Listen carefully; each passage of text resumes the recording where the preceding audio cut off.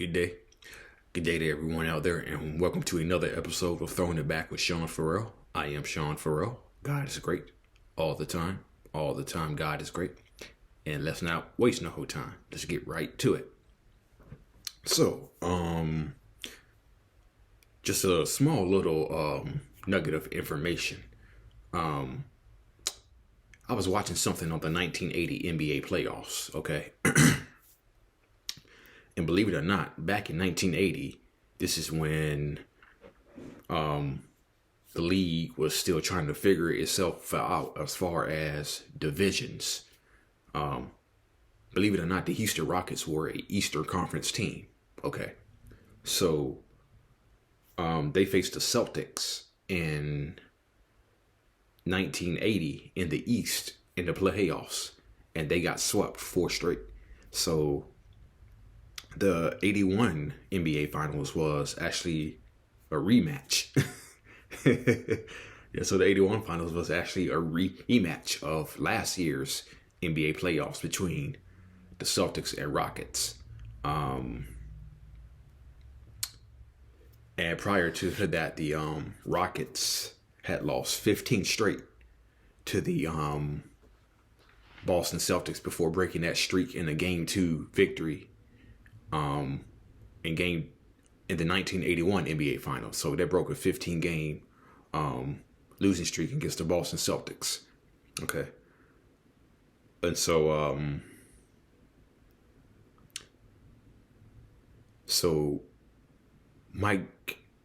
future NBA coach Mike Dunleavy, who played for the Rockets back then, he hit the game winner to eliminate the Lakers in the first round of the NBA playoffs in 1981, but the Lakers still had a shot. They inbound the ball to Magic. He brings it up court, and he shoots a air ball. Okay, and so Lakers get one last chance. Jamal Wilkes throws up a 3-pointer from half court, no good. And Rockets upset the Spurs. Calvin Murphy scores 42 in Game 7. And then Houston defeats the Kansas City Kings in 5.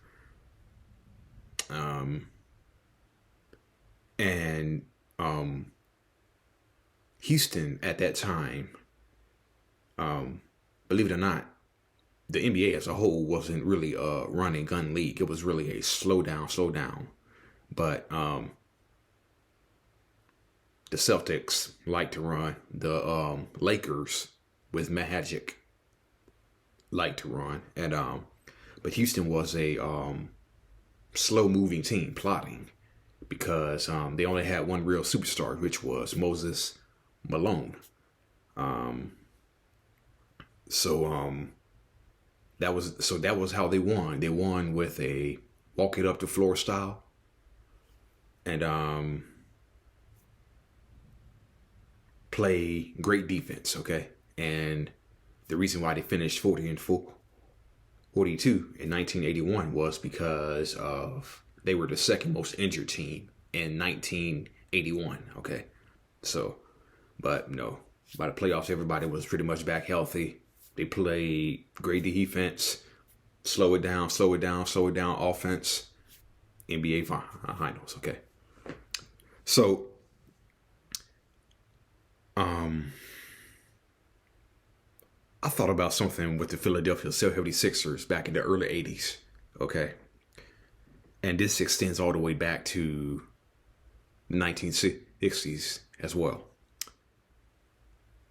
Philadelphia in 1981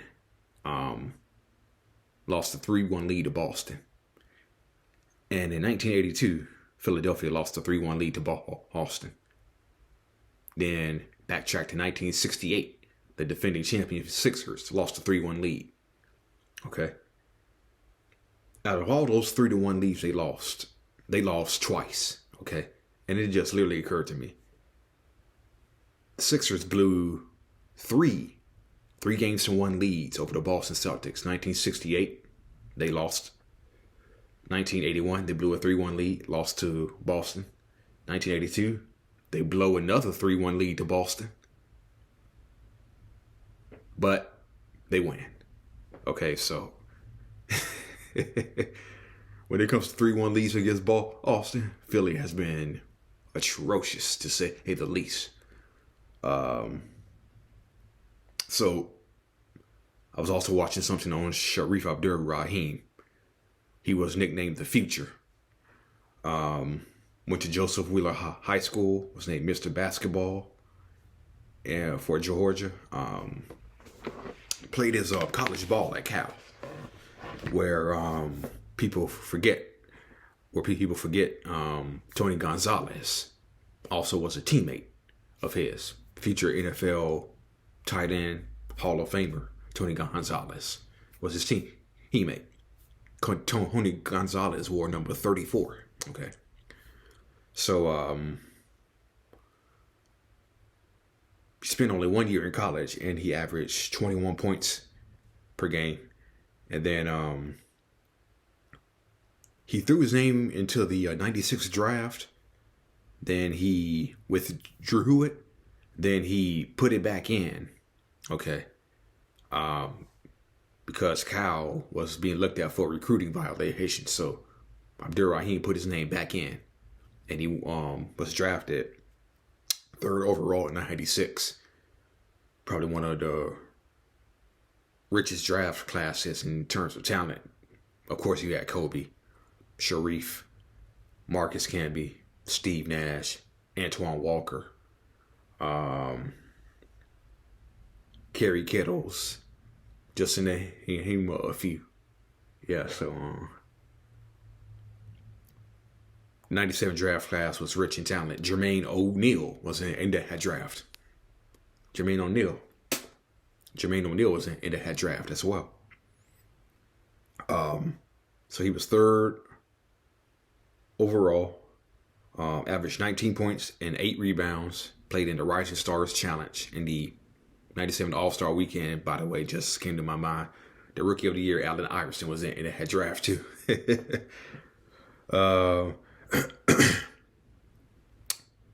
But averaged 19 points and 8 rebounds in his first season. But the Grizzlies were atrocious. Had a record of 3-25 through the first 28 games. Okay. So 1998, he averaged 22 points per game and 7 rebounds per game. Grizzlies were terrible. Then they draft Mike Bibby.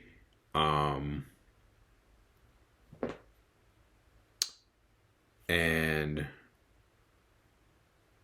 the lockout season, Bibby averaged 13.2 as a rookie. Shareef averaged 23 points per game. But led the league in turnovers with 186 turnovers in those 50 games. And it was around this time where Big Country was beginning to break down physically with back and knee ailments. So he was beginning to break down. And so 2000 was much of the same. Grizzlies, atrocious. Abdur Rahim was the only consistent one. 20.3 points, 10 rebounds per game, 42 double-doubles that year. And so 2001 was pretty much the same. I was about to say something.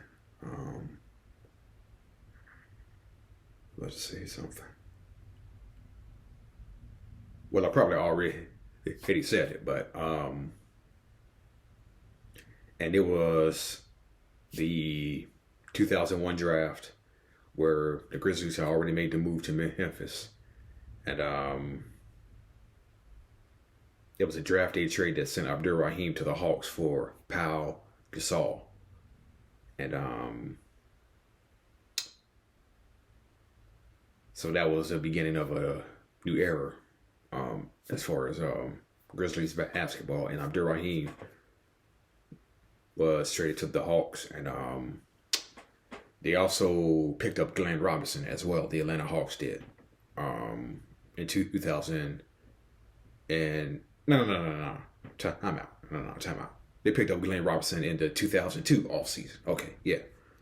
So Abdur Rahim was with Atlanta, and he had Jason Terry, who was there at the time. But